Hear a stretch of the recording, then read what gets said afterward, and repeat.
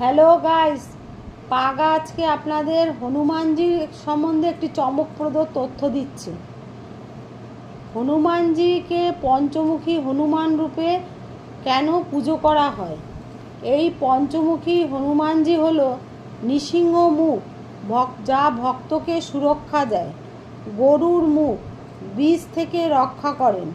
বরাহ মুখ, শক্তি দেন। হনুমান মুখ, ভক্তি ও সাহস দেন। হর্ষগৃহ মুখ, বিদ্যা ও জ্ঞান দেন। বিশ্বাস করা হয় যে ভক্ত পঞ্চমুখী হনুমানজিকে স্মরণ করেন, তার জীবনে 5 দিক থেকে অশুভ শক্তি দূর থাকে।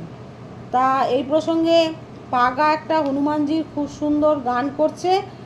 আপনারা এই পাগার সঙ্গে এই গানটি করুন এবং জীবনে শান্তি প্রতিষ্ঠা করুন।